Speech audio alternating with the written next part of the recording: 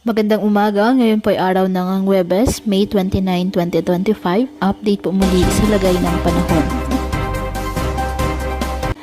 Ayon sa Pag-asa, patuloy pa rin po na nagpapaulan sa iba't ibang bahagi ng ating bansa ang trough ng isang low pressure area na nasa labas ng Philippine Area of Responsibility.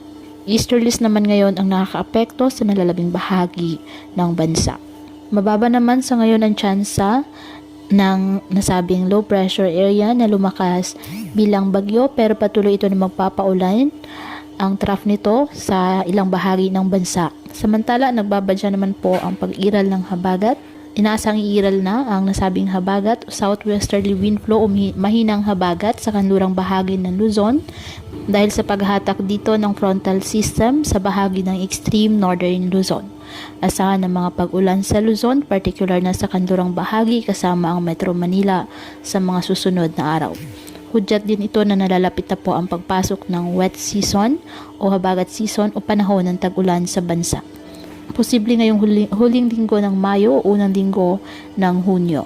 Ngayong araw ang Palawan, Oriental Mindoro at Occidental Mindoro.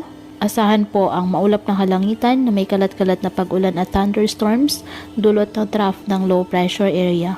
Apektado naman ng easterlies ang Metro Manila at nalalabing bahagi ng bansa.